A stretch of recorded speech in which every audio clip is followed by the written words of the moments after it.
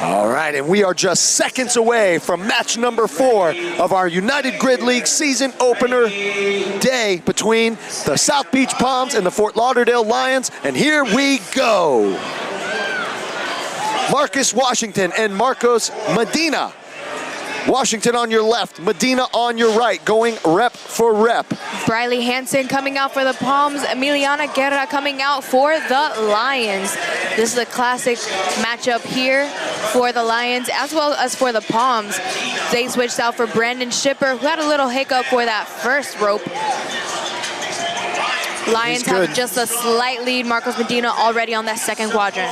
And that's Placencia for the Palms, off on the side next to Shipper. I might be incorrect. That's actually Sam Secord. Oh, sorry, Secord. My apologies. I forgive you.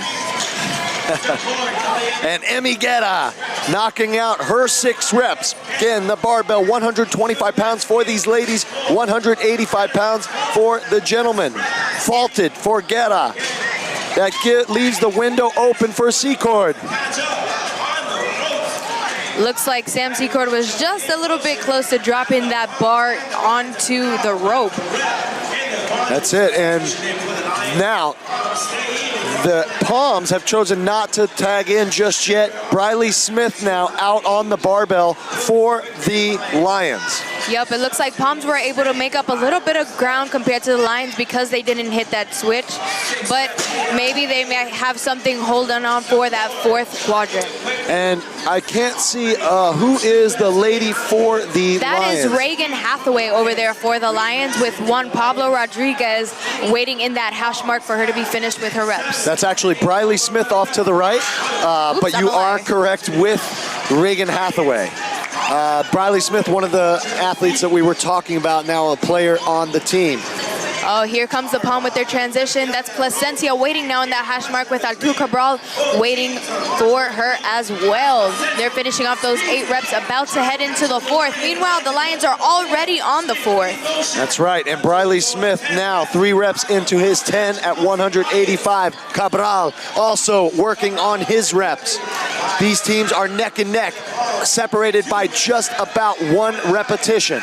Yeah, it looks like Bryleigh Smith has just a little bit of a shorter range of motion. He's much shorter than Artur Cabral is. Artur Cabral is very tall, so it looks like it was a little bit easier for him to finish up those reps. That's right, Hathaway and Placencia now repping out their 10 reps before heading to the final rope jump. Yep. 10 reps apiece. Right now, 2 reps separating these two. 1 rep for Placencia. Bryleigh Smith on the rope. Cabral now on the rope as well. Cut the gap just a little bit. Both of them very fast here. Lions just ahead, Reagan Hathaway. Oh, Placencia with a slip up on that rope. And it looks like Hathaway and Bryleigh are going to win this partner forward for the Lions. And that's exactly what you would expect. Palms very close, but Placencia just tried to hurry up just a little too much there. Tripped up on those rope jumps. Hathaway had already a few down, so ultimately costing the Palms the first race of the match. Fort Lauderdale Lions now up unofficially 2-1. That's right. This is the sport of grid. Any little slip up can make you mess up and cost you a lot of time. You know, everything is very technical, goes down to precision and strategy, so little things like that can throw you off completely. Yeah, and we're talking about races that are anywhere from 2 to 3 to 4 minutes, unless, of course, it's a ringer point and then less than a minute, right? So very quick, very small room for error here. So yeah, the difference between a win and a loss can literally be milliseconds. That's right.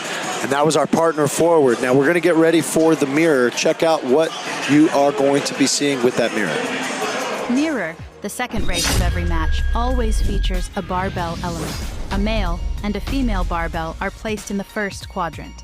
Upon the start of the race, both are picked up by the team in any fashion by the 3 men and 3 women allowed in the race at any given time. Once the barbell leaves the ground, it may not touch the ground again until all reps are complete. If it does, the entire team must return to the start line before continuing. A set number of reps must be completed by both genders in each quadrant before the team can move on. Non-lifting players will act as the human rack to support the barbells as the team moves from quadrant to quadrant and switches performing players in the process as needed.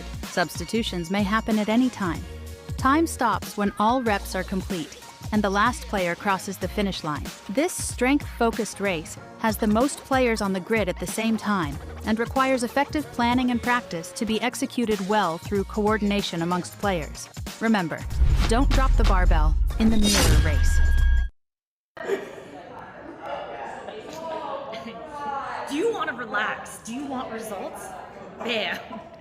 That's how it should start. So I heard you jumped teams this year. I did jump teams this year. I did. This is my second day of practice with the Palms. Okay. How's it going? Really well. I'm really happy. This is my home gym, so it's nice to be home. Okay. So yeah, I'm really interested just to meet everyone and like kind of get a new team dynamic. I mean, I want to win, Sure. obviously, but yeah, I'm most excited to just change it up a little bit and make new friends. What team was it that you came I was from? on the Lions. The Lions? So how's it going to be facing the Lions? It's all good. We're not mad at each other. At least not that I know of. Yeah, right.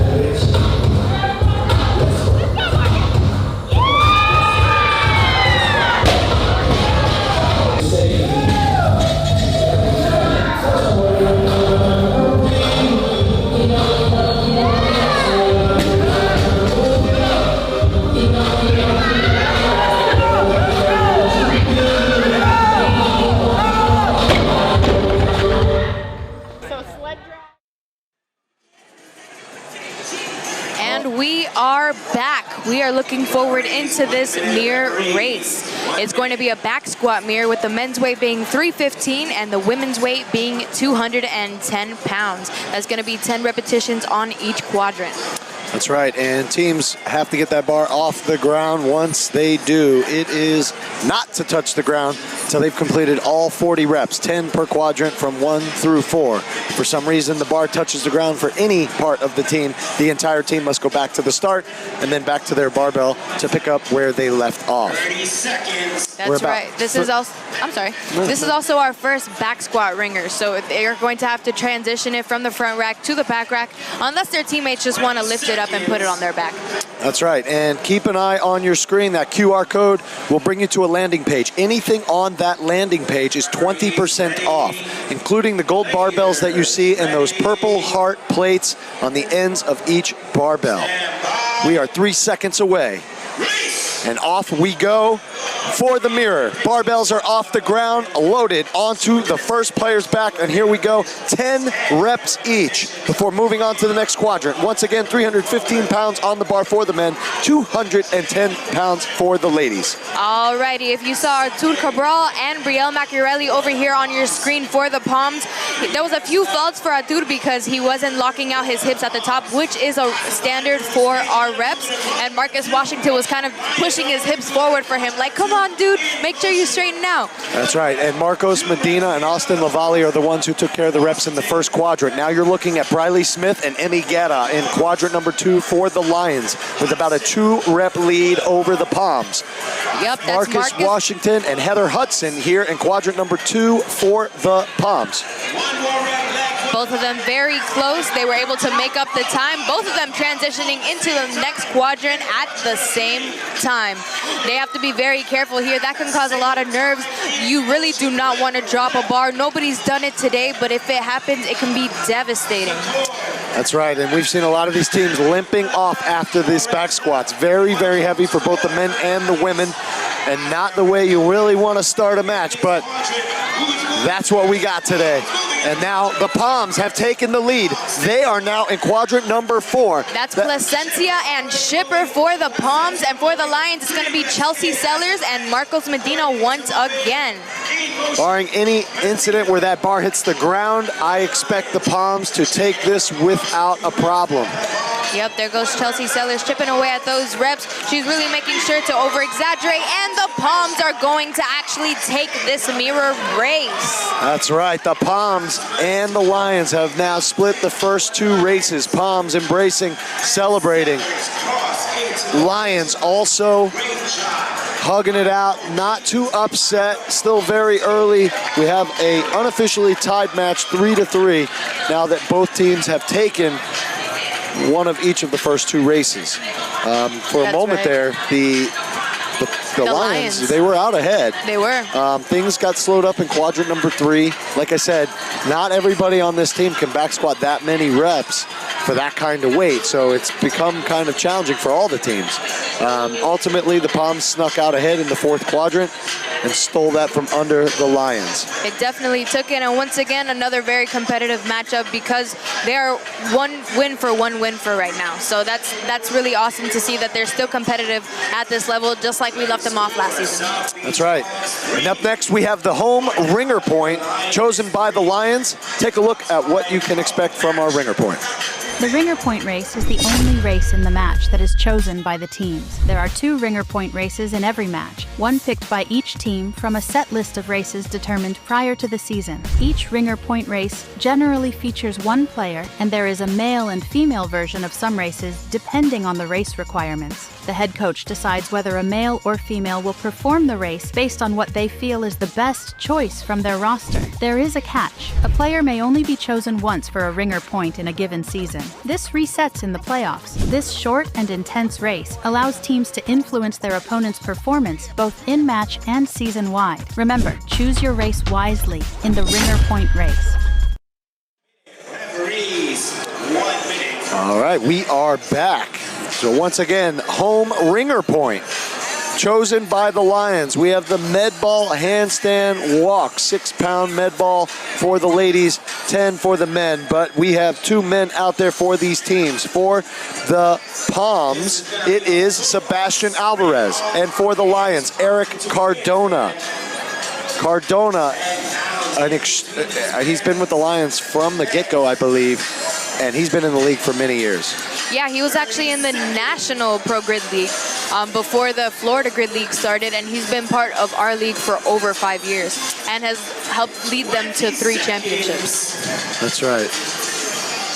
All right, 10 seconds away. This is going to be a quick one. Don't leave your seat. Referees ready.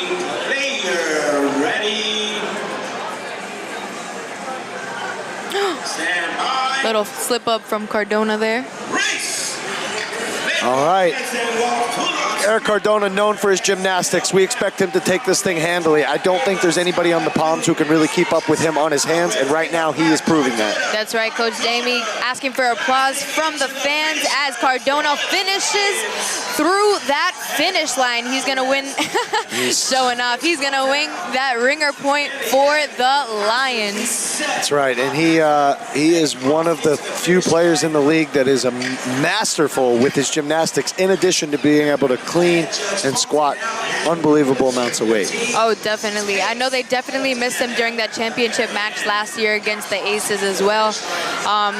It looks like Sebastian was really trying to keep up and finish within the 20% of the time that Cardona finished in, just to make sure that they get that extra point. But unofficially, it looks like he wasn't able to because he had to redo part of the quadrant. Yeah, that's right. So we'll wait for the official ruling on that. In the meantime, we have the Echo Race coming up. Echo Race is presented by the Air Force Special Warfare. Take a look at what you can expect with our Echo. The Echo Race is made up of 4 stations of elements that each must be completed before moving on in the race. 1 male and 1 female are allowed on the grid at any given time, but only 1 player at a time can perform reps. Substitutions may happen at any time. Once the Echo Race is complete, get ready, because the same race will be repeated 45 seconds later. This race is about managing fatigue with your best players. and leveraging roster depth to keep performance at a max pace through the second Echo. Remember, get ready to do it again in the Echo race.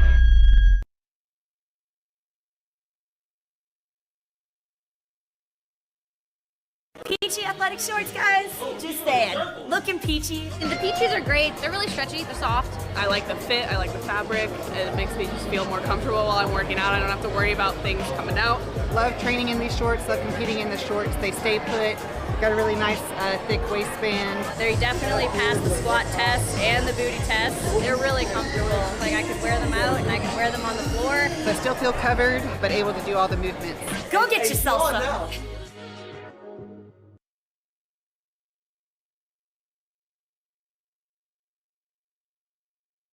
As the Grid League takes the world by storm. Hands are up for the Lions and for the Aces. Aces, they are rep for rep right now. 1 rep remaining, and the Aces have snuck up and taken the second half of the Echo. Final rep for the Orlando Aces, and Durant. She has to touch with her foot. If not, this race is it. She didn't do it just yet. She hasn't touched it yet. She can't. And it's a fault. It's up to Oxenford. She did miss that. Oxenford reaches up, she gets it, and the Brigade are going to get that bonus point. They're going to take this race up on their muscle-ups. They are neck and neck. This will come down to a sprint to the finish line. Who is going to hit the ground first and trip? And this is a photo finish, folks.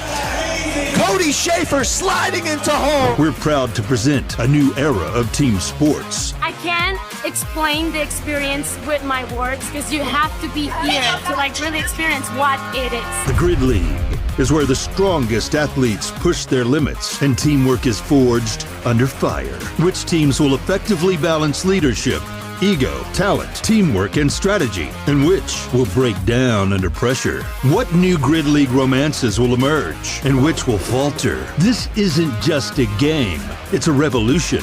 The Grid League is here, and it's time to choose your side. Sign up for behind-the-scenes content and exclusive perks at unitedgridleague.com/insider. Get tickets at unitedgridleague.com/tickets. Learn more about Grid 6 at unitedgridleague.com/grid6.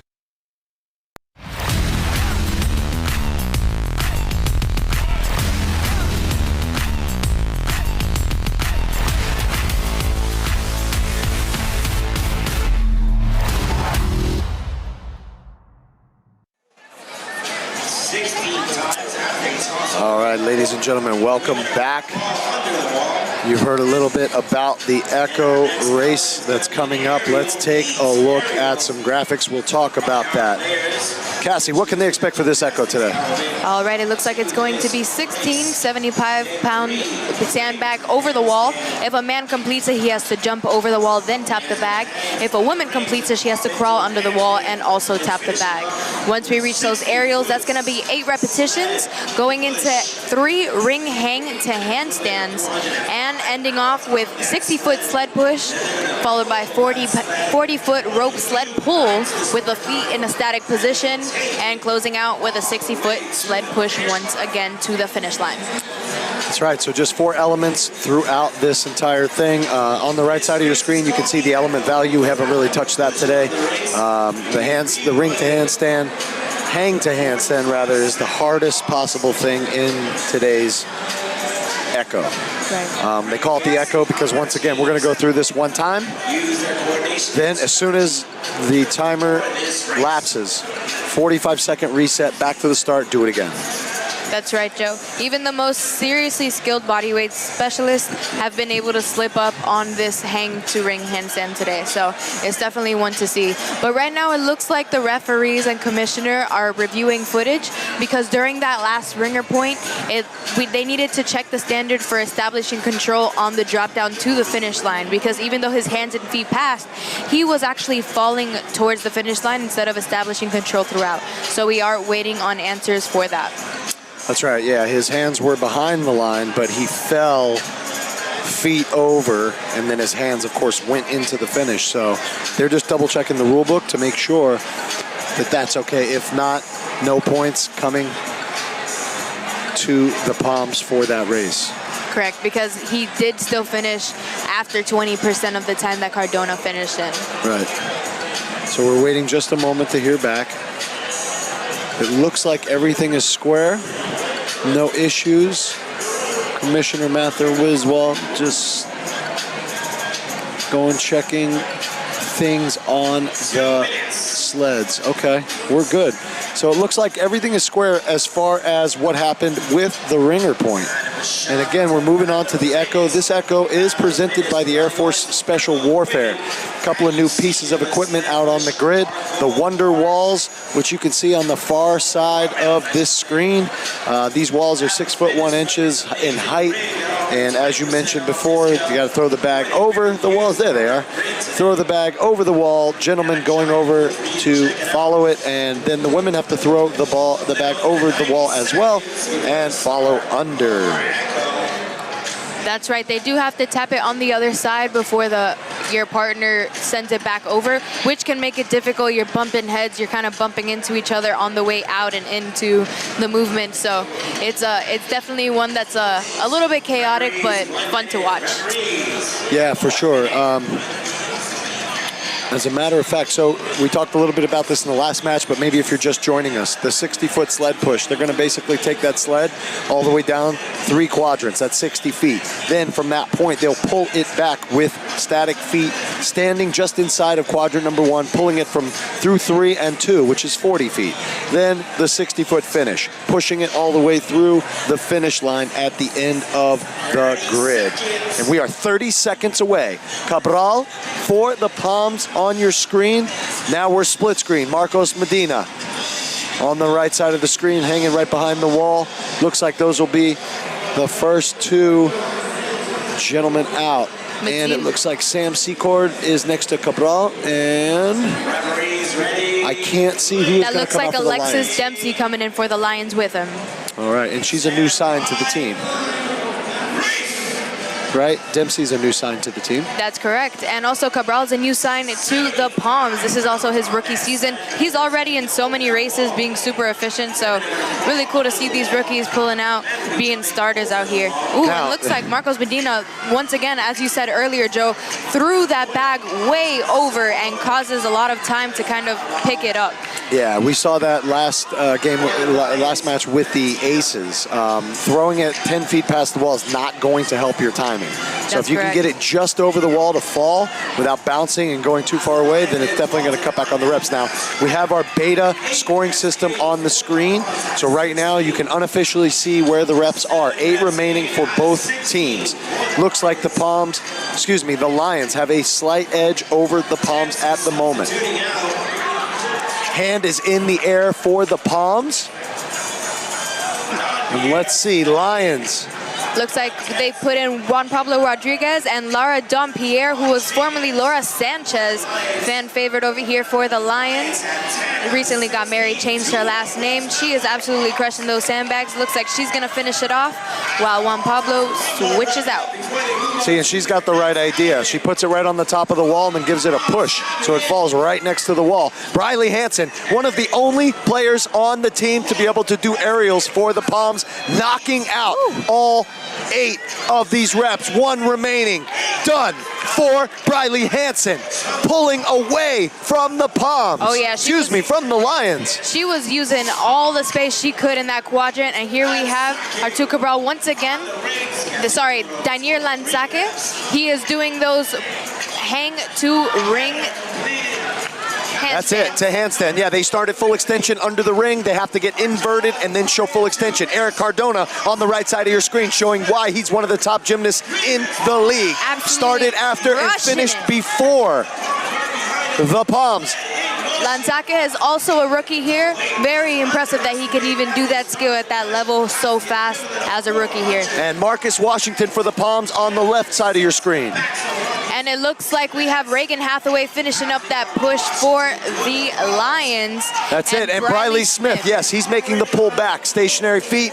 So we know he, and it looks like Placencia on the left side of your screen for the Palms. So pretty much neck and neck separated by about 6 feet or so on these pulls. It looks like Brett Henry is actually going to come in. He's a single day sign in for the Palms today. And looks like Heather Hudson, replaced by Brandon Shipper. Heather Hudson's going to meet him at the other end. They're going towards that finish line. Trying to catch the Lions, but the Lions too far ahead. Mario Santaella finishing up with Austin Lavalle. Very excited, telling them let's not celebrate. Head back to the start line. Don't forget we are in the Echo. 30 seconds. Now that the Palms are done, we have 45 seconds. We're going right back to the top. That was an exciting one. Once again with the Echo, there's only 45 seconds to transition, reset the equipment in between before it happens again. That is why it is called the Echo. This one's an exciting one, especially because it was so close. We can see whether or not the teams can fix up those little technical errors and see if they can even change who won. So if the Lions win this time, maybe the Palms win on the next one if they fix up just a few things.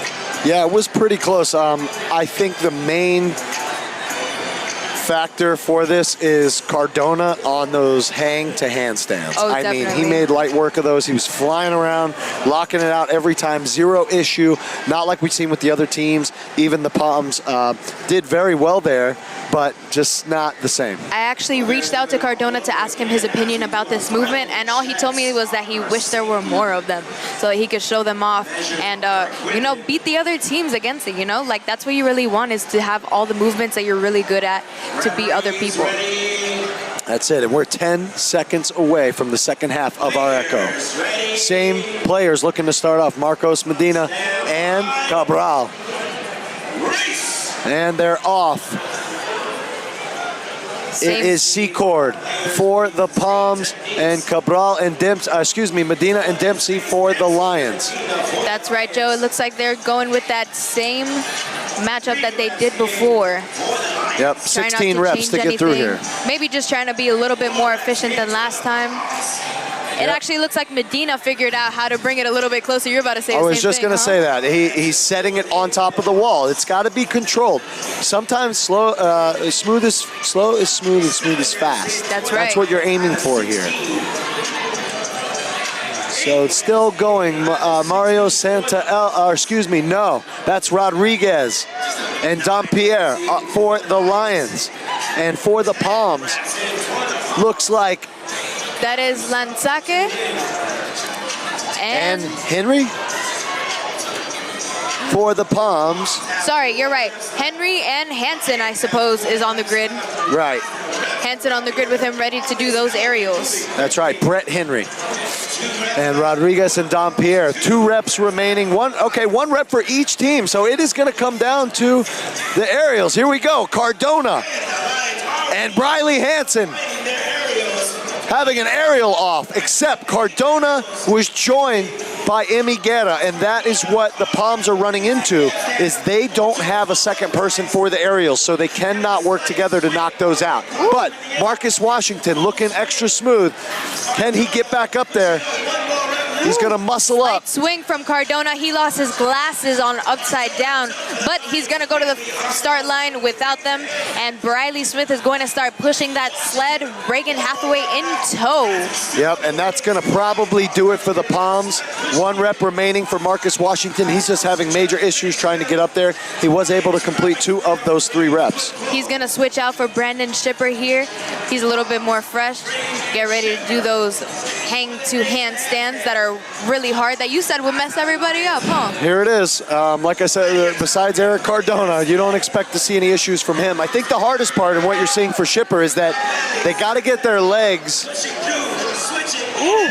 That was a really hard rep, and it was a fault. Right, so he did get the press out, but his legs were at an angle. There was no full lockout of his body, essentially. It's unfortunate because he is so tall, so I imagine it's a little bit harder for him, especially when there's like Right, well, so with the ropes now, okay, let's go back for a minute. The Lions celebrating, they took the other half of this. So both halves of the Echo going to the Lions. Now we're looking at Shipper just trying to finish up the pushes for the Palms. He's got one quadrant to go. 45 seconds on the clock. They got to finish that pull and that push within the tie cap to get that credit. It is going to be close. They're already hurting because they got a 0 for that last ringer point. That's so it. they're really going to have to work hard. Yeah, and it's hand over hand, static feet. Macchiarelli up for the Palms. For the Palms, originally last season with the Lions. 19 seconds left, 1.5 quadrants to go. Looks like they should be able to get through without an issue. This is going to get them that extra point to keep these teams as close as possible, and they will do it. Woo. That was Henry finishing up. Everybody's happy on both teams. Lions, of course, a little bit above and beyond. I mean, again, Cardona putting on a show when it comes to those hang-to-handstands. Yeah, Coach Bryleigh Hansen looking really relieved that they were able to get that point and finish within the time cap.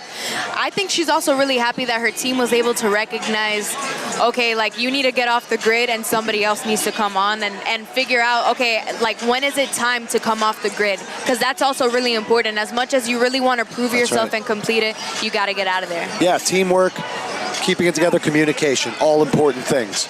Echo is behind us, looking forward to the ladder. Let's see what we can expect with today's ladder.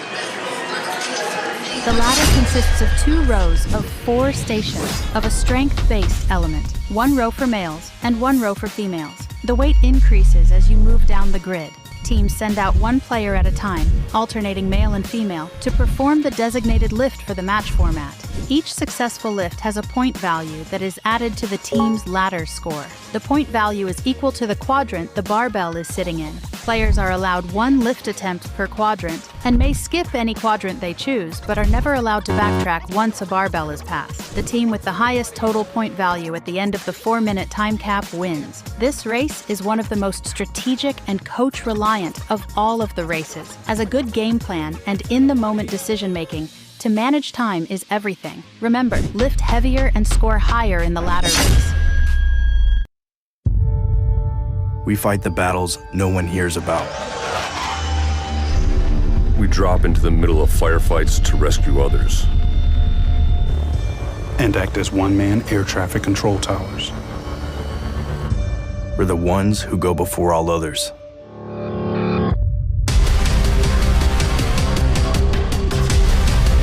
Join the fight.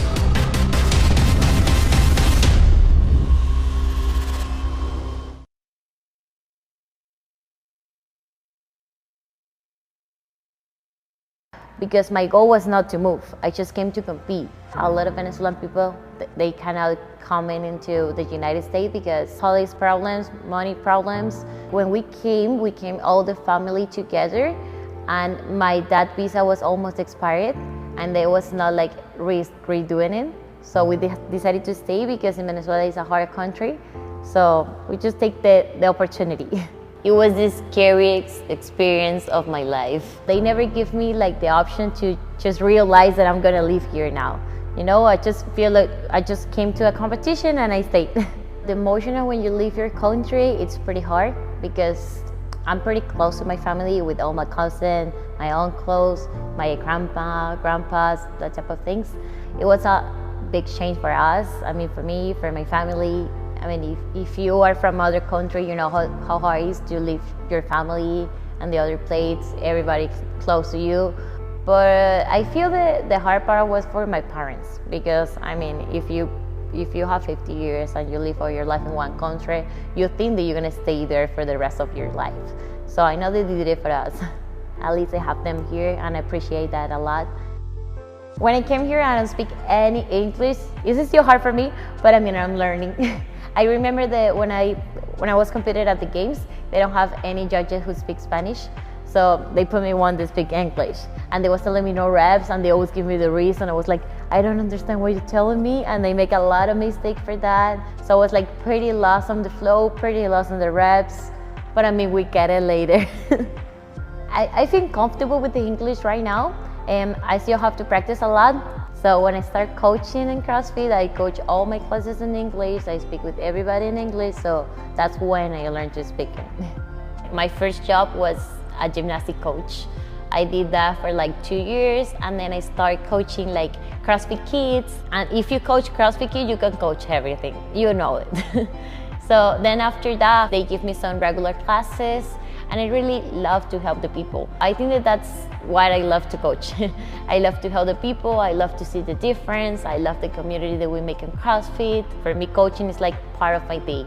If I see somebody doing something wrong, I'm always gonna help.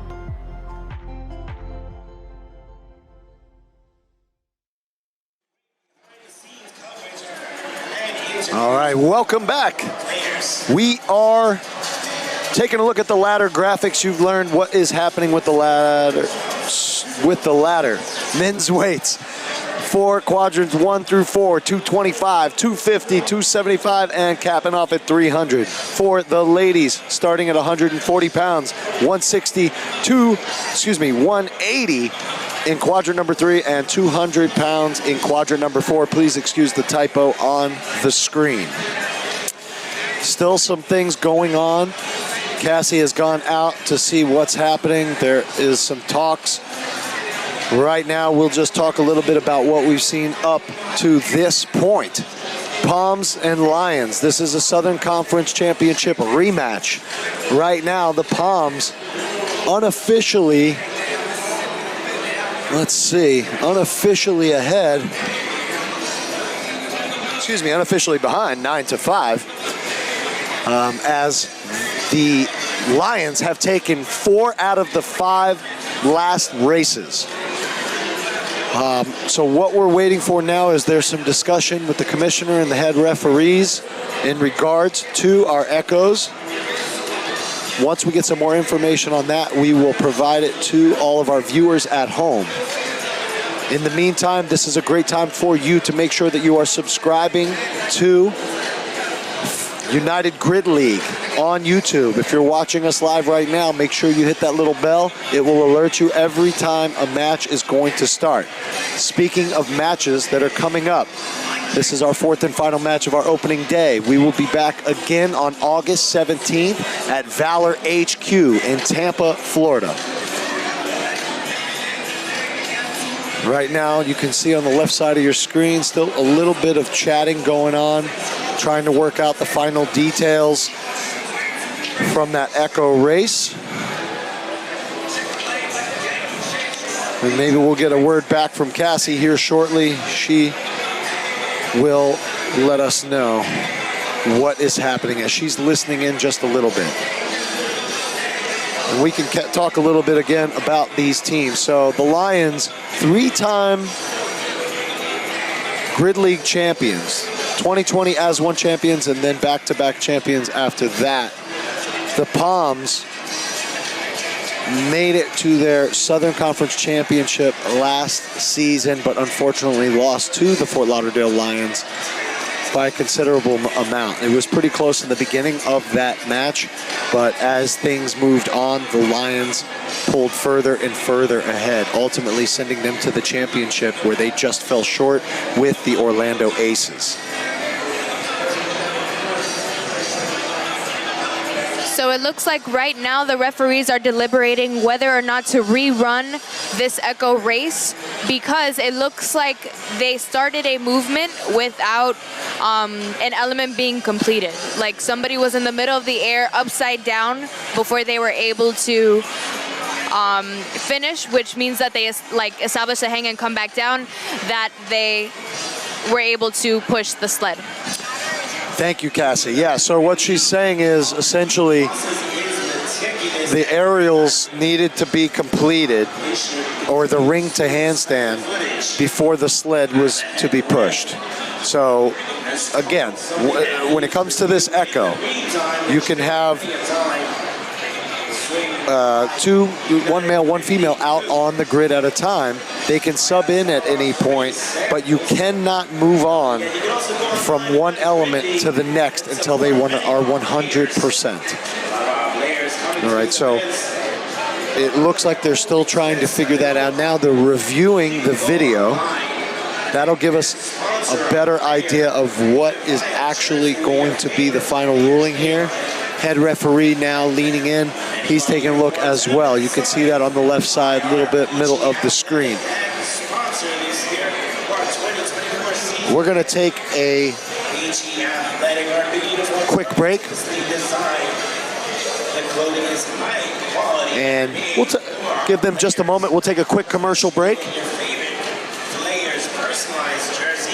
And we'll come right back with what is going on with that echo. I don't think I'd be as healthy as I am and ready in terms of like season or during season without the team. Especially because there's a lot of high skill movements in grid, so they help keep my body healthy, they help me recover faster, especially when I have like little aches and pains or I get tight. And it's just been super, super helpful, whether it's everyday life or when I'm in season.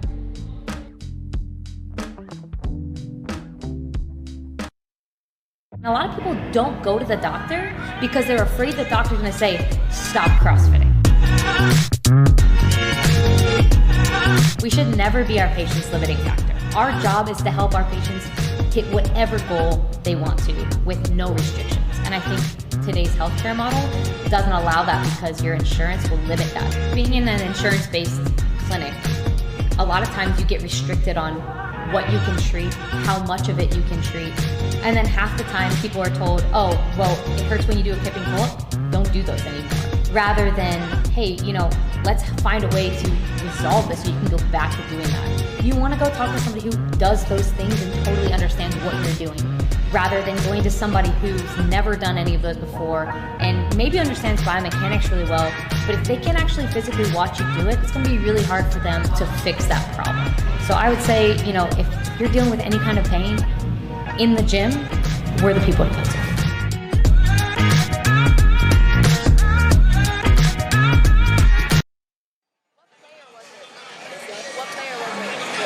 All right, ladies and gentlemen, welcome back. Sorry for that brief break.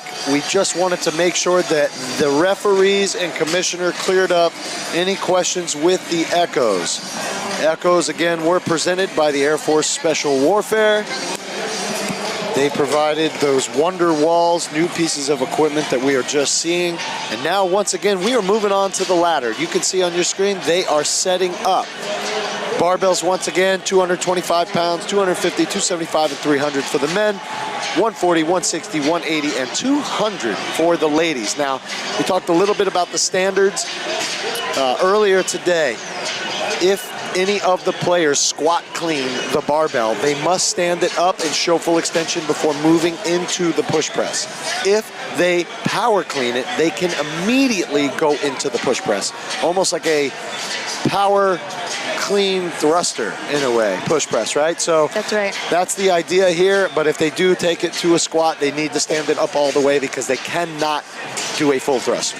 That's right, Joe. And thank you so much, everybody, for watching, for your patience with this. Once again, in the spirit of fairness and sportsmanship, our referees and our commissioner were deliberating on whether or not a call was correct. It looked like somebody was starting a sled in the midst of somebody completing a repetition of the upside down ring hang to handstand.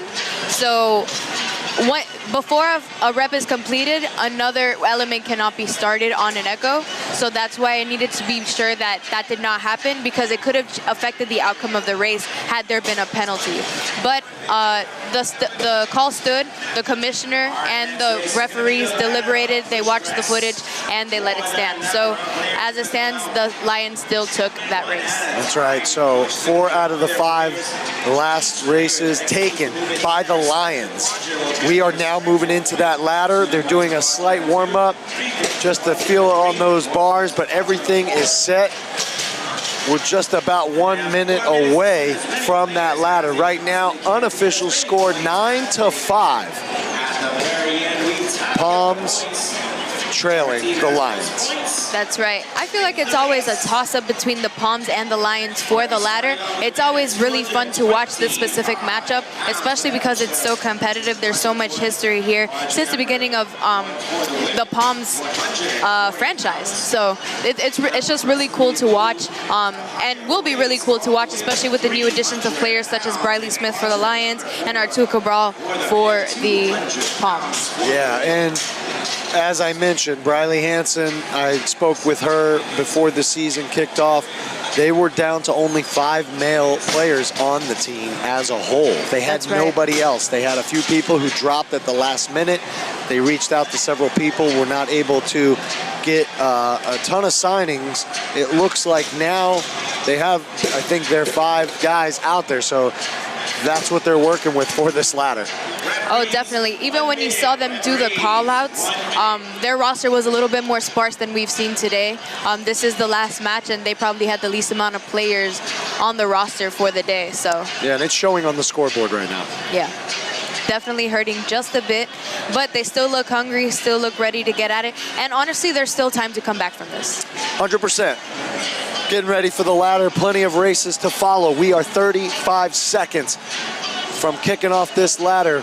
Looks like Rodriguez and Guerra on your screen right now. Actually, boyfriend and girlfriend here. That's right. Emi Guerra convinced him to join the team last season. Right? He joined at the end of last season. That's right, and he actually wanted to join the Palms, but she said, no way, Juanpi, you have to be part of the Lions. And she didn't take no for an answer, and there you go. Now they get to compete together. All right, Brie Macarelli, she's ready to go. And let's see if it's Guerra or Rodriguez that's going to kick things off first. Rodriguez actually coming out. All right, this is the second time that a female is starting for a team on the ladder besides Taylor Stallings. This is Brielle Macarelli. Actually, she's playing her former team. She's been on the Lions for the past few years. So interesting to see her on the Palms now. Maybe she gets a little bit more playing time. I was surprised to see her in the other jersey. Oh, definitely. So that's Cabral on your left, Emi Guerra on the right. Guerra in quadrant number 2, 160 pounds on the bar. Cabral with 250 pounds, no problem. Both players in quadrant number 3. Emi Guerra locking out 180 pounds. Holy cow. And Cabral also hitting quadrant number 3, and both of them exiting to allow other players to enter. Emi Guerra almost running into a referee on her way out. She said, I need to get off this grid so my teammate could come in. That's it. And Marcos. This is Amber Boast over here for the South Beach Palms. She's a classic player. Yeah, Boston put that up without issue. Marcos Medina, quadrant number 3. He is going to make an attempt at this 300-pound bar. Squat clean, so he's got to stop. He does, showing control. Does he get it overhead? Ooh. No, ma'am. I think that was the first attempt at the 4th quadrant for them, too. Here's Brett Henry on that 3rd quadrant. Oh, and he's going to bail out, just barely missing it overhead. Some of these players trying to go under the bar before they're able to even get it overhead. Ooh, here's a crowd favorite in Chelsea Sellers over here for the Lions. We could expect Sellers to lock out quadrant number 4. She's asking for some energy from the crowd. She said, are you not entertained? Here goes that 4th bar. Can she get it up? And that was too easy. 200 pounds, too easy is right. Marcus Washington, quadrant number 2, now headed to his 275-pound bar. He locks it out. Ooh. Good in quadrant 3 for the Palms. Bryleigh Smith, we talked about him earlier. We expect him to clear this grid. 3rd barbell, 275, dips, locks it out, no issue. That's right. 300-pound clean now. Just Placencia cleaning up that 3rd quadrant over here. Bryleigh Smith cleans it. Power clean, very easy. Oh, and just misses the push press. So far, no gentleman on that side able to clear that 300-pound bar. That's right. Brandon Shipper here on that 3rd quadrant for the Palms. Easy power clean, easy push press. Is he going to go for that 4th? Yes, he is. And Regan Hathaway now skipping barbell number 2 into quadrant 3. 180 pounds on the bar. Shipper on the left side of your screen was able to lock out the 300. Nice. Hathaway now heading to quadrant 4. We have a about 1 minute left on the time. It looks like the Lions have a significant lead here. Bryleigh Hansen coming into that third quadrant with the power clean, and she's going for the push. Oh, that was a good fight for it. Yeah, a couple steps, just lost it there, almost had a full lockout. Mario Santaella for the Lions. Quadrant number 2, no problem, he got it. Didn't look very easy. I'm surprised he's going for quadrant 3. Oh, and he's able to lock out quadrant number 3. All right, here's Dainier Lanzaque for the Palms. He's going for that third bar. Once again, he is a rookie. Can he get it all the way up? Oh, and he can't. No, and Dempsey now on the right side of your screen. Quadrant number 3, once again, 180 pounds. She's got it on her shoulders. No lockout there either. 5 seconds remain. Eric Cardona going in for that last point. Yep. And he's going to get credit for that last one. Only worth 1 point. Unofficially, Palms taking the Lions 51-47. We're going to wait for official tabulations before we give you the final on that ladder. Definitely. This is probably one of the most fun to watch ladders, just because your favorite strength specialist can have trouble on the third bar. And that rarely happens in any ladder here at the United Grid League. Just because it's a weird variation. Not a lot of people practice that push press. You could get behind it. The positions are weird, so that it's pretty easy to mess up. Yeah, and they may be pre-planning for a certain amount of points based on certain things, but once you're 6 races into the match, fatigue is set in. There's been problems in the first few races. All kinds of stuff pops up. Now, let's look forward to the ringer point for the away team, the Palms. They chose 5 clusters for the ringer point today. Palms are going to send out Marcus Washington. Lions are sending out Emiliana. Oh, wow. All right, so male versus female. For Marcus Washington, 5 clusters at 205 pounds, and for Emiliana, 135 pounds. That's right. It's going to be an interesting matchup. Both of these players have been playing for their teams for years. So, once again, a classic matchup. Palms versus Lions. We love to see it. For sure. 2 experienced vets out there, male versus female. That's the beauty. Everything. All right, so everything, excuse me, technical difficulty there. So we're getting set up for that ringer. Now, essentially what happens is we set up the barbell all the way down in quadrant number 4. At 3, 2, 1, go. Both players from each team will sprint down to quadrant number 4, and that is where they will complete their 5 clusters. Once the clusters are complete, they must go through the finish line. So we're going to go over to Cassie. She's with Bryleigh Hansen on the sideline. Hansen of the South Beach Palms. She's the coach, owner, and player. Bryleigh, I know that you had some roster trouble. How are you feeling with your team on the grid here today? I think we're okay. I think we've had a little nerves hit us. I think that's all it is. But, I mean, first match, we'll get them out. We'll be good for the next one. It's fine. We're good. What do you think is your biggest struggle here today on this match format? Male gymnastics. Clearly, yes. Yeah, bodyweight specialist on the male side, yeah. Alrighty, let's take it to Kendrick for that score. 1-47. South Beach Palms. Oh, and the South Beach Palms are absolutely stoked that they won that one. I'm so glad that we got that reaction on camera. I'm gonna send it back to Joe at the desk. Thank you, Cassie and Bryleigh.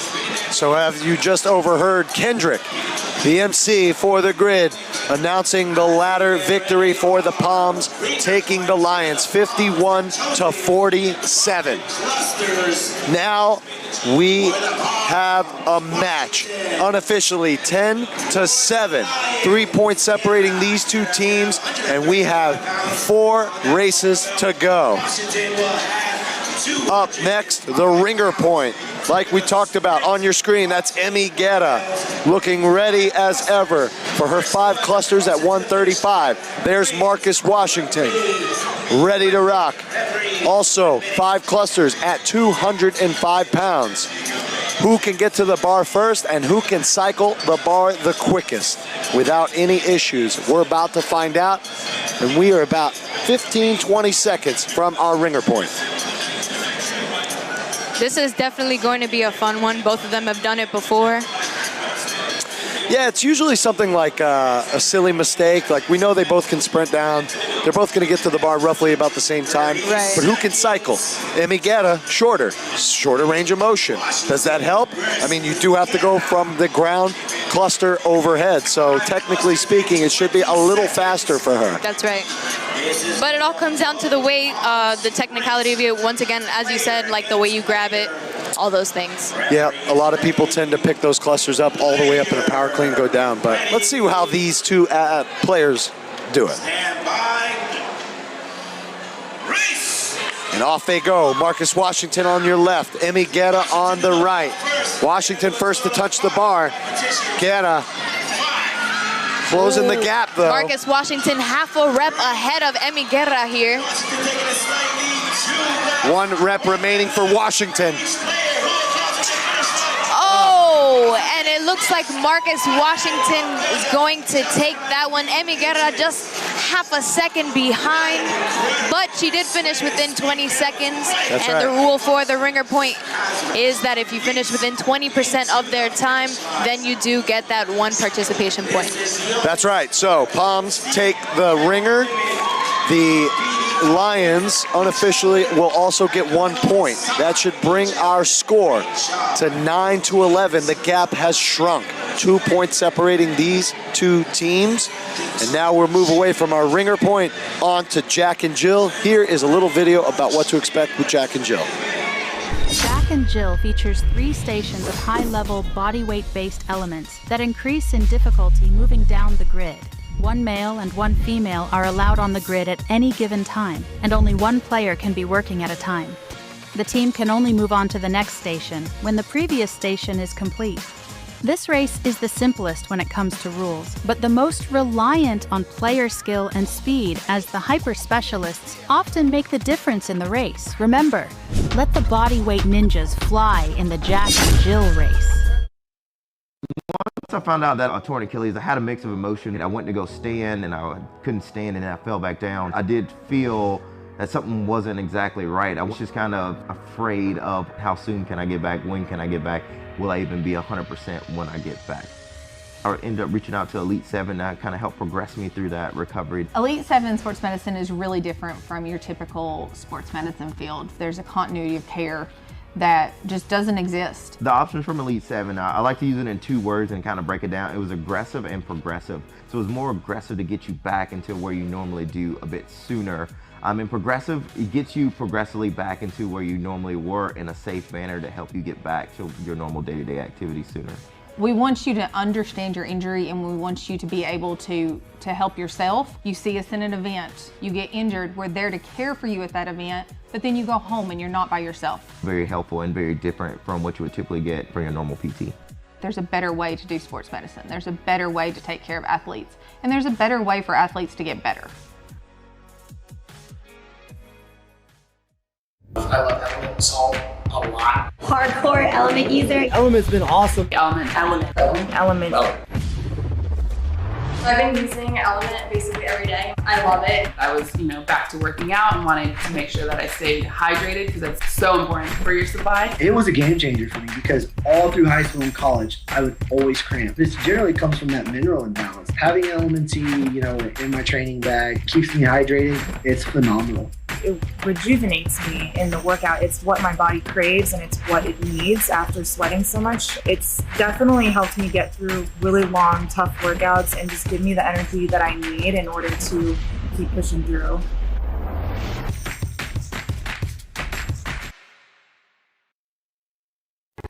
I'm almost always on a foam roller. That's the first thing I do when I start training. I was just on the rumble roller. Rolling out those muscles and getting them opened up and warm helps me mobilize a little bit easier. It wasn't just a regular roller. It hit the right spots. As a bodyweight specialist, I'm always trying to get in there just so I can get bit of range here, I'm definitely using this as much as possible. I'm so excited to get to work those into my mobility, my warm-up drills, and that's already going to go right into my gym bag. I will be using this to get in there so that I can get out there and be all right.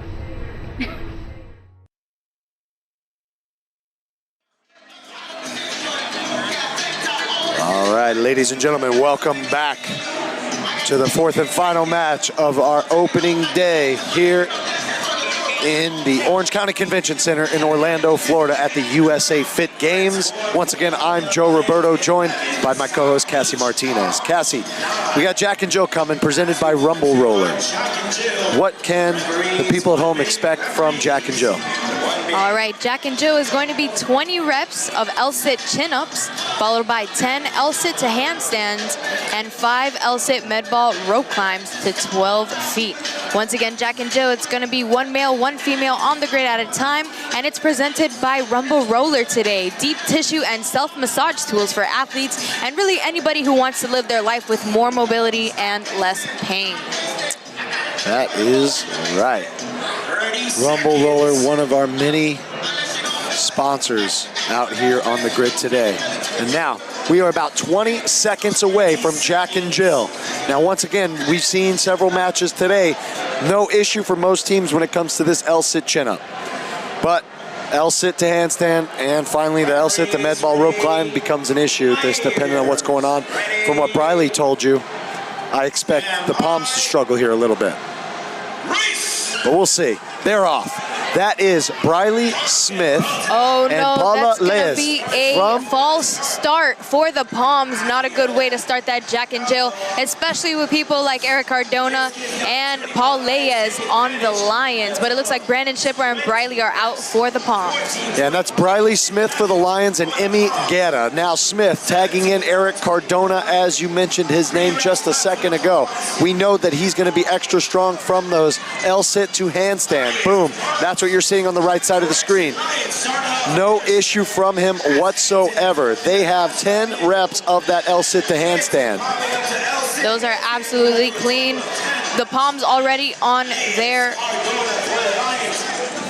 handstands. Alvarez coming in to replace his former male counterpart. That's right, and Cardona left 3 reps remaining for Paula Leyes. Leyes, now, she got that good rep. Yeah. There's 1 rep remaining. You can see the head referee signaling that there was no fault there, so that's great on the ref. Now the Lions have pulled away. Eric Cardona doing L-sit med ball rope climbs. 10 pounds, 6 pounds for that med ball. Yep, here comes Dainier Lansake. He is completing his first rep of those rope climbs. And right behind him, Heather Hudson. Essentially what they're doing, as soon as they get to top, releasing that ball so their partner can help place it between their legs to get back up to the 12-foot marker.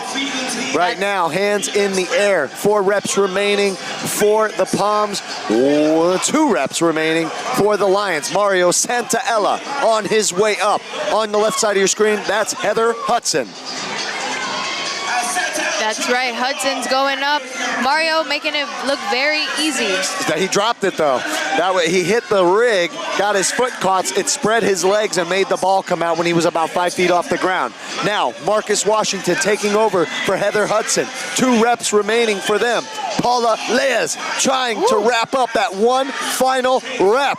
Marcus Washington dropping his to make it faster transition, and it looks like the Lions are going to take it. Paul Leyes and Mario Santaella making their way into the finish line. 2 reps remaining for the Palms. Lions celebrating, super thrilled with their victory. As we mentioned, we expect them to do well. They do have some killer gymnasts, including Eric Cardona. And as Bryleigh just said in that sideline interview, they're struggling with the male gymnastics today. Short on players, and it's showing here with this Jack and Jill.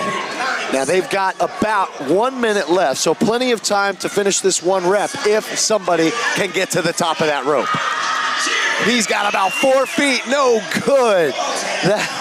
That is number 31, Daniel Lanzaque. Lanzaque. And here comes Atu Cabral trying to save him. It looks like he's fresh. He's doing it pretty easily over here. Hudson waiting to put the ball in between somebody's legs. And it looks like that was good, and they're making their way into the finish line. They're going to get that 1 point. Yeah, and they still had about 30 seconds, so plenty of time on there.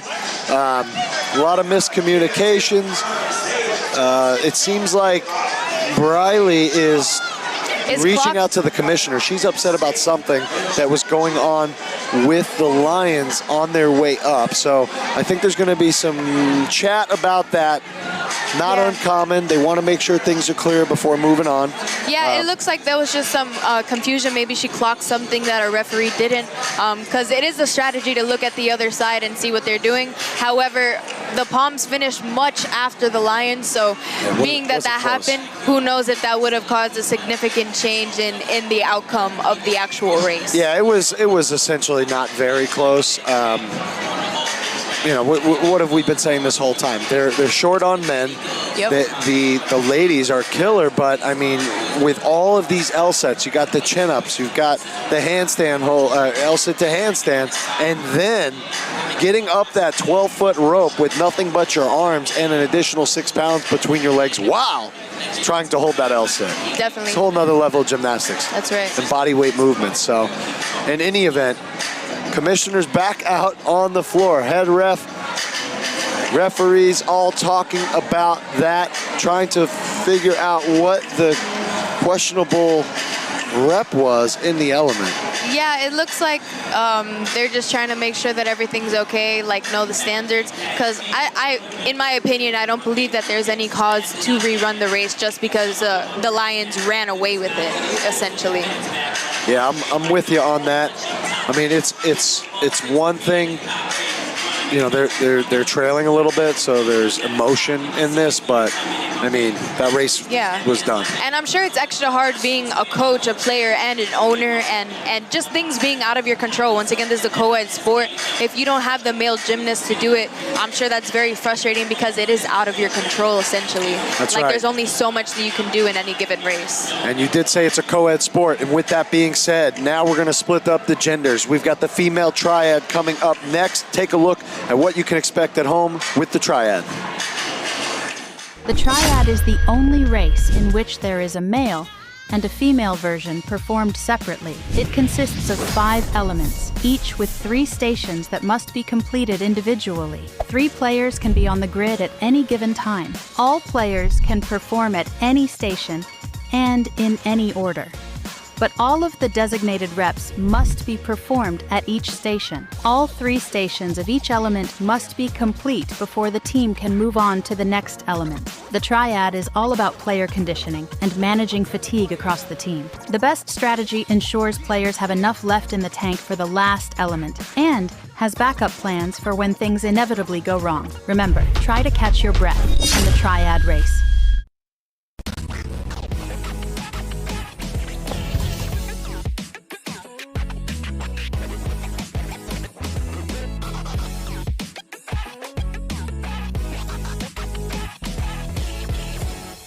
You get so tired and then you ask yourself why you're doing this. It becomes a relationship, you know? You have another husband, you have a girlfriend, you have like all that. When you prepare to compete in CrossFit, you have to be good at mostly everything. In Grid League, it's not the same, not the same. But in Grid League, you just have to prepare for like what you're really good at. You know, we have like 20 people and every single person has a role. I'm an utility player, so I can do heavy weights, I can do body weight things, I can do some gymnastics, but we also have gymnastics players, we have weightlifting players. Basically, I'm here in United States because of Grid League.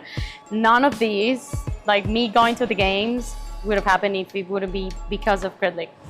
One of my dreams, it was always to speak English. Like, I really wanted to speak English, but I always lived in South America. Like, I was living in Venezuela and then I moved to Argentina, and you have to speak Spanish. Like, you didn't have anyone to practice with, you know? Grid League really helped me.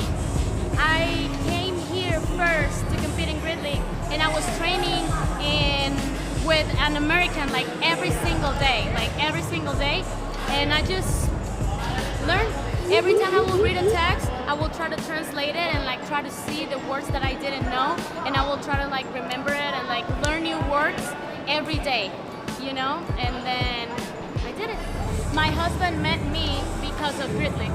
He found like a video of me doing a snatch. He watched that video and then he told me, he said like, damn, who's that girl? He had to reach out to a friend. She told me that a person reached out to her and that he wanted to meet me, and I'm like, weirdo. He went to a competition to say hello, and that was the first time I saw him in person, and I was like, oh God, I fell in love. Love at first sight. If I'm not doing CrossFit like competitions anymore, I'm gonna do Grid League anyways, because it's so much fun. I love it. I want to be seen as a motivation, but also as a person that can help you. I've been training my entire life and I've always have like athletic body, but I will always like to like wear a small bikini. As a woman, you can be sexy and like feminine and also have muscles. I'm not all, but I feel like it.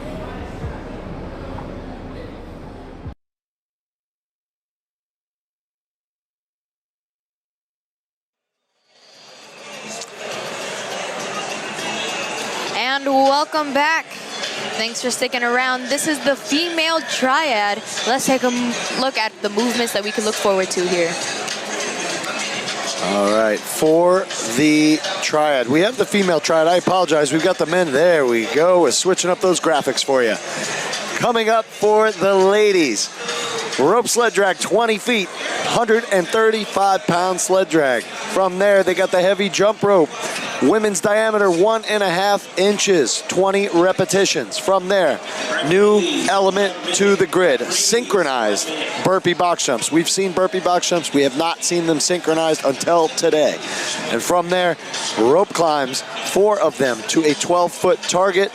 And then wrapping things up for the women's triad with a farmer carry across the entire length of the grid, 115 pounds in each hand. So right now, unofficial score, 13-10, Lions over the Poms. We've got the female triad, the male triad, and the sprint relay to go. Plenty of time for the Poms to make a move, but now has to be the moment. That's right, not to mention there's still 2 bonus flags on the table. Yes, and I'm sure that the Lions are apprehensive of throwing that, being that these races have been so close, and the score is. And here we go. Already on the right side of your screen, we've got Hathaway, Lavallee, and Dampierre. On the left, we got Amber Bost, Bryleigh Machiarelli, and Sam Secord. That's right. All these ladies now on the heavy rope. That's 1.5 diameter, 1.5 inch diameter, 20 repetitions.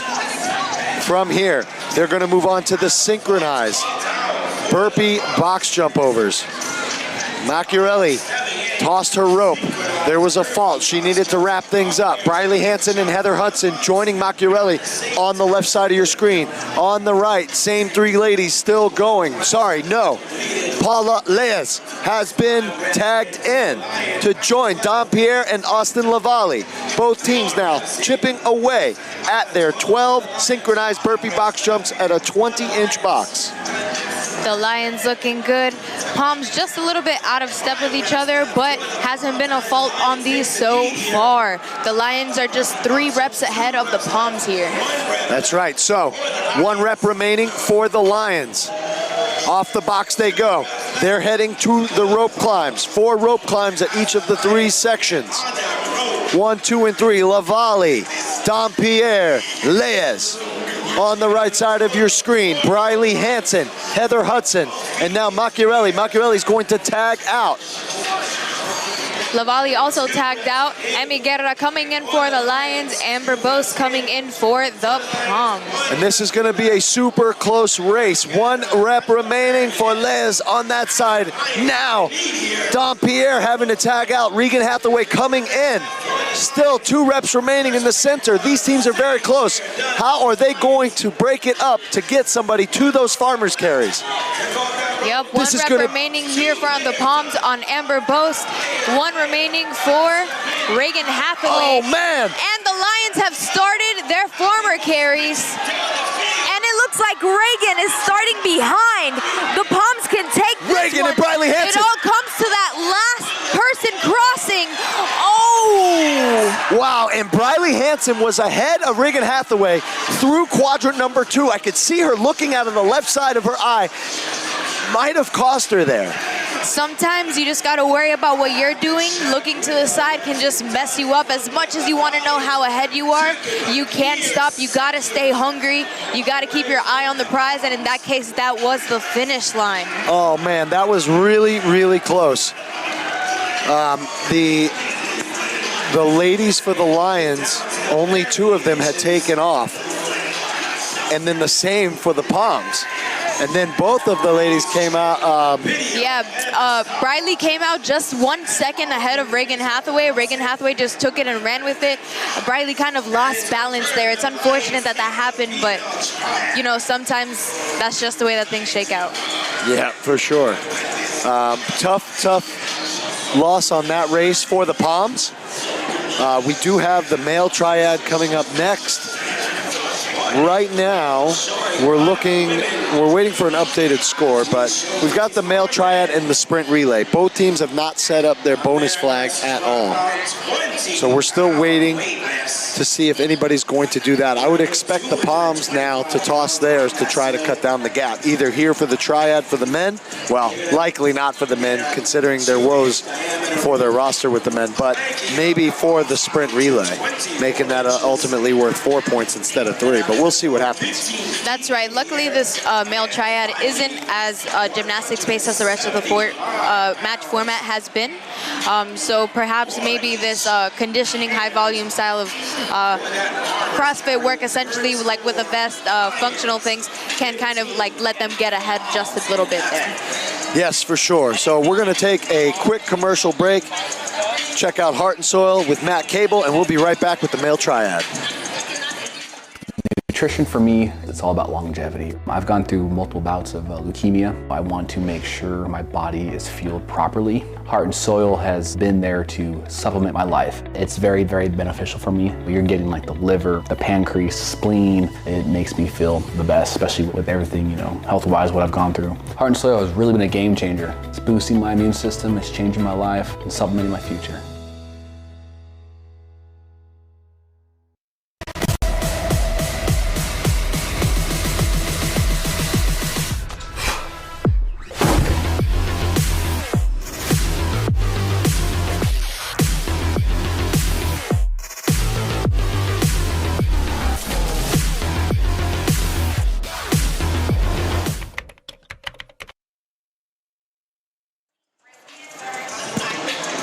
All right, welcome back, ladies and gentlemen. We are going to go to the sideline to Cassie Martinez. She's got some of the Fort Lauderdale Lions with her. Cassie, who you got?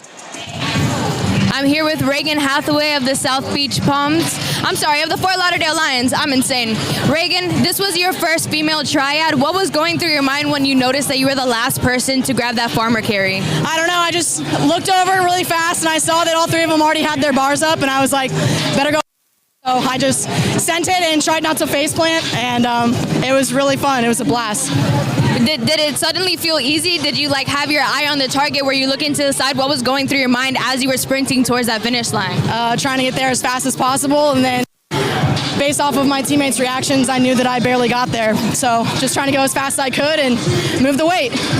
How is it working with your teammates doing this style of grid? Because this is your rookie season, this is your first match ever. How has it been training? It's been a blast. It's much different than anything I've ever done before, like the speed and the precision that you need to do well.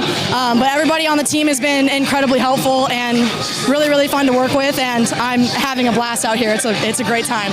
Awesome. I'm so glad to hear. Thank Thank you so much for your time, Reagan. Good luck on the rest of your match. Thank you very much. Awesome. I'm sending it back to Joe at the desk. Thank you, Regan, and thank you, Cassie. Doing a great job out there with those sideline interviews.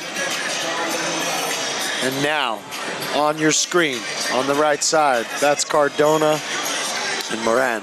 They are discussing their approach for the male triad. Male triad, just like the ladies, except a little heavier, a little taller on the boxes. Here's what we got. For the men, rope sled drag 20 feet, same distance, 225 pounds on that sled. From there, the heavy rope jump rope with a men's diameter of 2 inches, and they have 20 repetitions there. From that, they'll move on to the synchronized burpee box jumps, 12 reps on a 24-inch box. From there, the last 2 elements, rope climbs, 4 of them, to the 15-foot mark, which is the top of the Valor Fitness rig. And then finishing things off with that farmer carry, just like we saw the ladies racing to the finish, the men will do the same with 175 pounds in each hand.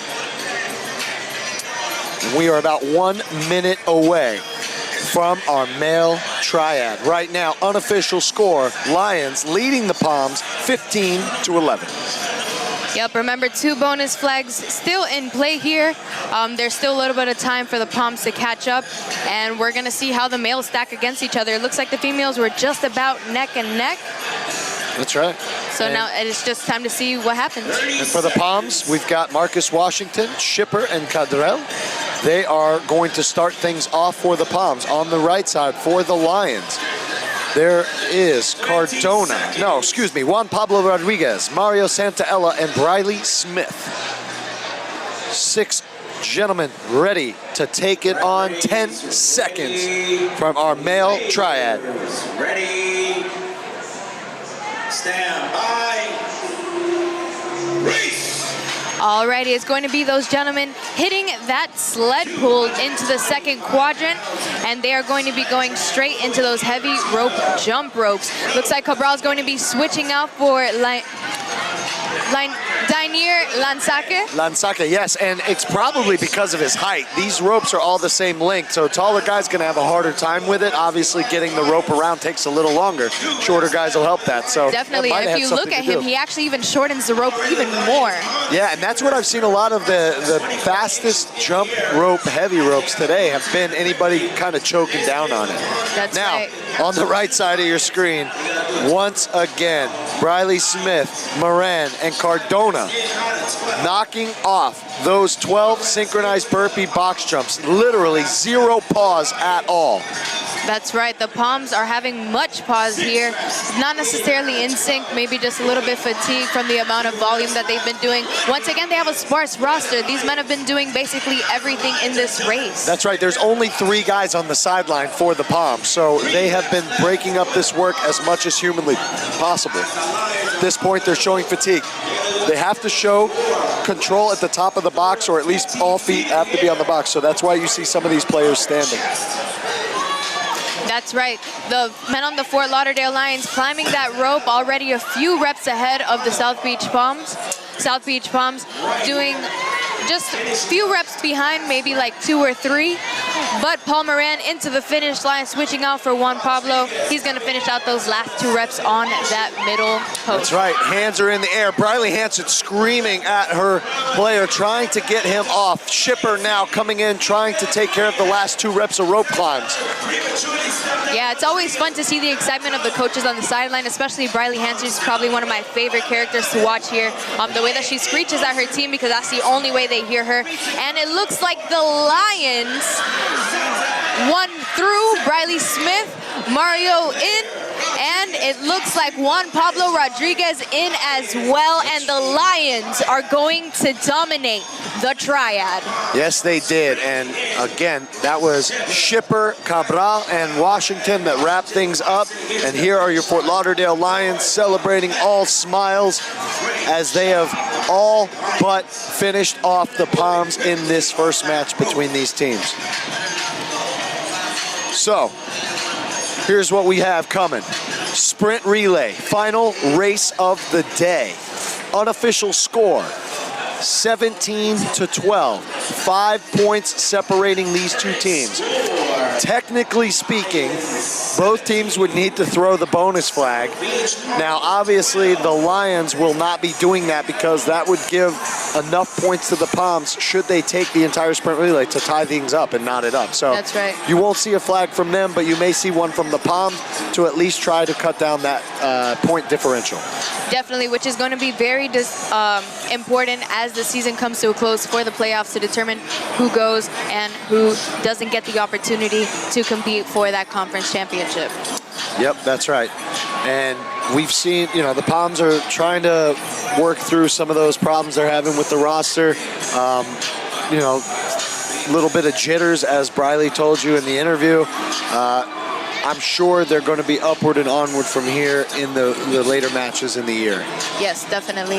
I just hope that they're able to come back from this and be as strong as they have been in seasons past. It's always hard against the Lions because this is, once again, that classic matchup. They're always second place to the Lions. I'm sure that's very frustrating, and I'm sure that they're very hungry for that first place spot.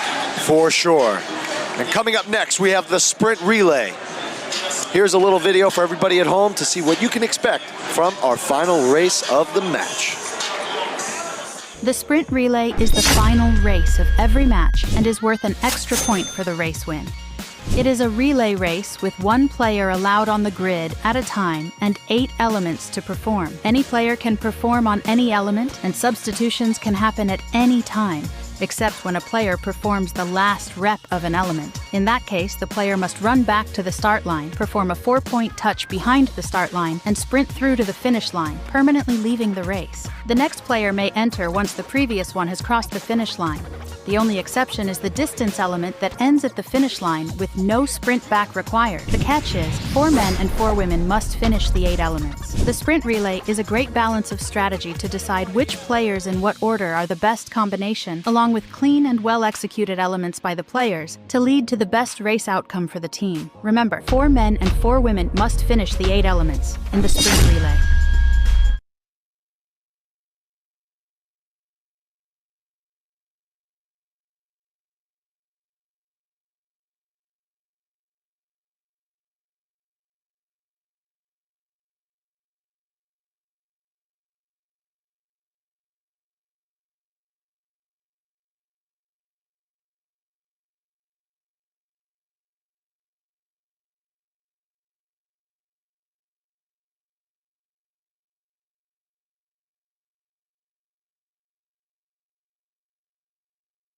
So I'm nervous, I'm gonna fall over and cramp and have like an array of muscle cramps all over my body, so hopefully Element saves me today. Like I'm getting nervous. I wanna go look at things and like, we're done.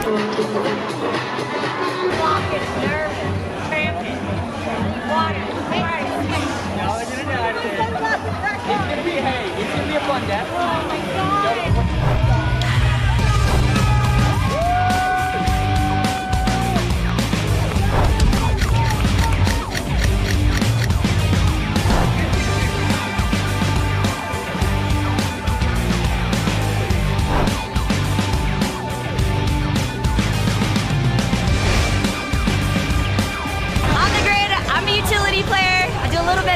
From the lifting to the high skill gymnastics to the dying and the triad. On the grid, hang cleans and anything gymnastics. So anything like double touches, triple touches, muscle ups. Not sure how grid and high rocks are going to go hand in hand, but we're going to find out.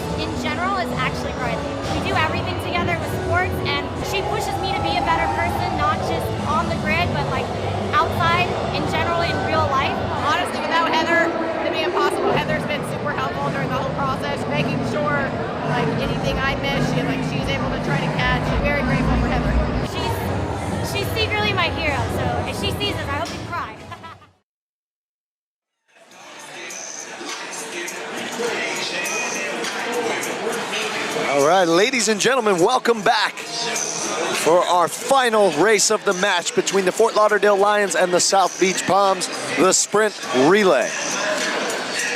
Let's take a look at what you can expect at home from the sprint relay.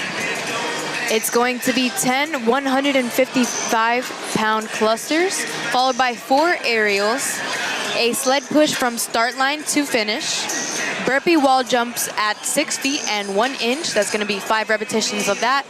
Going into hang to handstands on the ring. That's going to be 2 repetitions, 7 reps of bar muscle ups, 10 of the 35-pound double kettlebell ground to overheads, and 4 reps of the 330-pound deadlifts. Once again, any player that you send through has to complete that same movement at the same weight. Does not matter the gender, does not matter the ability.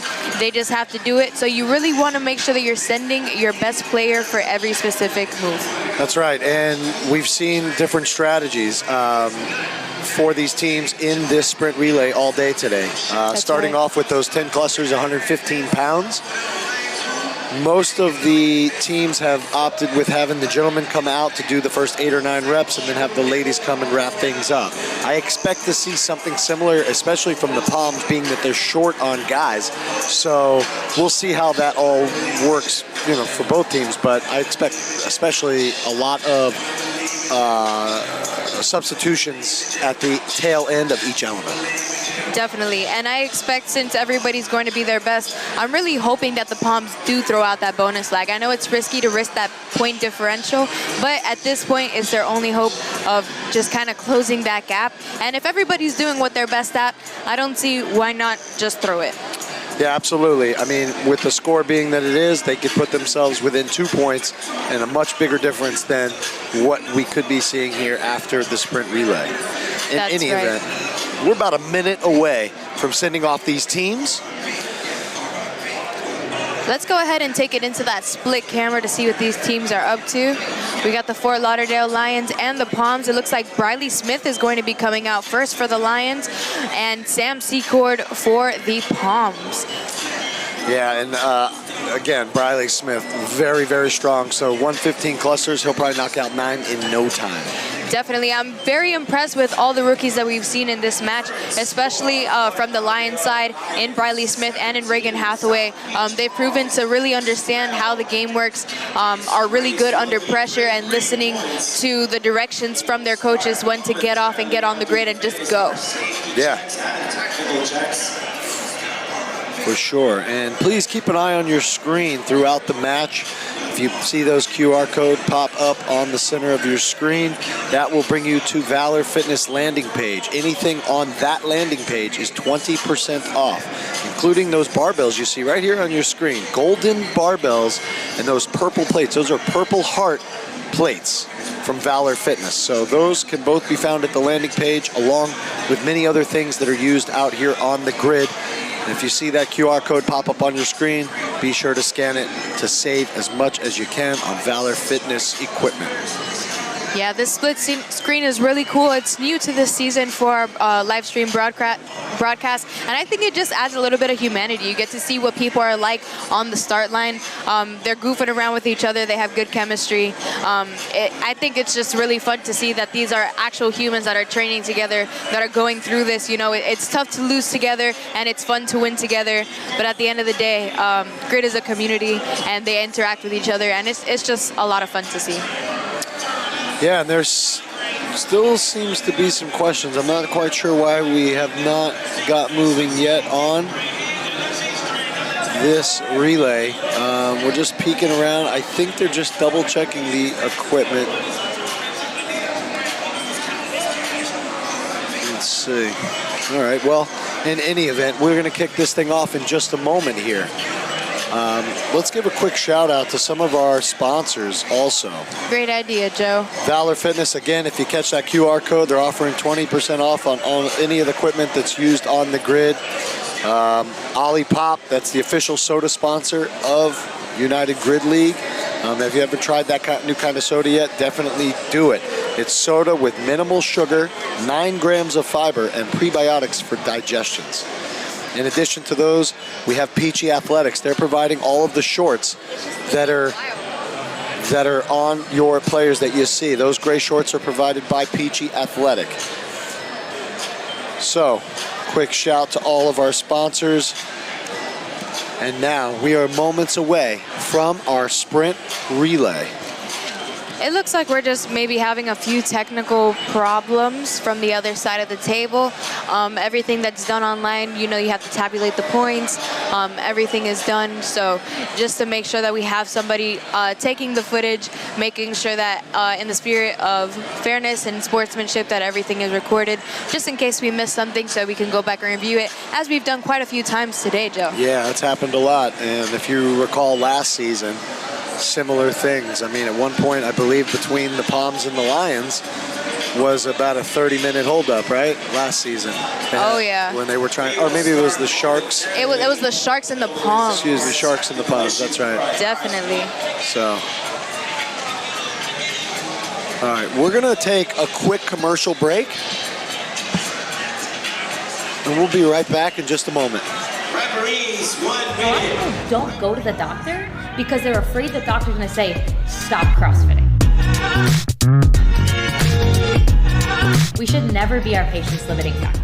Our job is to help our patients hit whatever goal they want to with no restrictions. And I think today's healthcare model doesn't allow that because your insurance will limit that. Being in an insurance-based clinic, a lot of times you get restricted on what you can treat, how much of it you can treat, and then half the time people are told, oh. Okay, we are back. And as I mentioned before, that QR code is on your screen. Be sure to scan that with your phone. That is going to give you 20% at Valor Fitness landing page. Anything on that landing page, 20% off basically the equipment that's used out here on the grid. Now, 15 seconds from a final race of match number 4. 10 seconds. Lions, Palms. Layers, ready, stand by, race. And off they go. Bryleigh, Smith, and Shipper for the Palms, going rep for rep. Again, wondering about the strategy. We see the ladies waiting in the wings, so likely that they're going to do those first 9 reps and then move on to the start line to allow them to do the 10th rep. That'll alleviate them for later elements. Yep, it looks like Brandon Shipper is just a half rep ahead of Bryleigh Smith here. He's going to switch out for Sam Secord. Bryleigh Smith switching out for Reagan Hathaway. They're going to hit that 4-point touch and go to the finish line. Just like you said earlier, Joe, everybody has a different strategy for these movements. Yeah, pretty much the same. So again, Bryleigh Hansen, one of the only people on the Palms that can do the aerials, no problem. She knocked out all 4. Guerra did as well. These two ladies sprinting neck and neck. I really like Bryleigh's approach to it, just doing as many as she can within the quadrant. No matter where she goes, Full she's willing send. to hit anybody in the face. Seriously, she looked like a ninja. Now, Mario Santaella on your screen, about 38 feet in. Now, just finishing quadrant 2 into quadrant number 3. They are going the entire distance. Marcus Washington playing catch up. Made up a little bit of space there, only about a foot or 2 separating these two teams. They are done. Now, 5 burpee wall jumps. That's Cabral and Moran out on the grid. Moran on your right, Cabral on your left. Cabral is much taller, and he opted to actually start on the other side, which I guess he's hoping to end up on the other side and be able to sprint faster towards the finish line. Strategy, exactly right. Yep. His odd 5th jump will be over, boom, and now if he takes, rather than having to go around the wall, boom, 4 points of contact. These gentlemen very close. Yeah, it looks like he was able to get that little half step ahead of Moran here. Alvarez first to the rings to complete this hang-to-handstand on the ring against Eric Cardona, which is very notable to say because Eric Cardona is probably the best in the league at these. Alvarez doing pretty impressively on these, hitting that 4-point touch and going to the finish line. As you said earlier, Joe, this is usually where they mess up, but they're still pretty close. Yeah, both teams neck and neck. Paula Leyes and Heather Hudson now on the bar. 7 bar muscle-ups. Yep, another 2 that are very highly skilled in gymnastics. Classic matchup here, female-female. Hudson maybe just that half rep behind. Leyes, yeah, hers were just a little bit quicker on the return. Now, Heather Hudson heading back to the start. Doesn't mean that this race is over for the Palms. Austin Lavalle now out on the ground. She has 10 double kettlebell ground to overhead, and that is Placencia for the Palms, going rep for rep, separated by maybe 2 reps. Both of them very fast here, very controlled. Placencia maybe just losing it just a bit, trying to gain traction here against Lavali. She's going to finish those, hit that 4-point touch, and they are just 1 element away, and that's going to be those deadlifts. Juan Pablo already on the grid. And Shipper flying out, trying to catch up. Maybe he is faster. They've got 4 reps of deadlifts. I don't think he can make up enough time. He's gonna try though. Unless Juan Pablo falls, this is a foregone conclusion. The Fort Lauderdale Lions have taken the sprint relay and the first match of the season against the South Beach Palms. I've got to say, Joe, that was probably the closest match that we've seen all day. For it to not necessarily come down to the sprint relay, but be so close by the sprint relay. Embracing one another, great match, first match of the season, plenty of work to be done. I'm sure there's going to be practices and discussions and maybe even some signings. Yeah, I'm sure. It's definitely good to see that even though this is such a heated rivalry between them, even Bryleigh Macarelli, this is her old team, and the Palms kind of took her in as their own, and she's still hugging them like they're all family.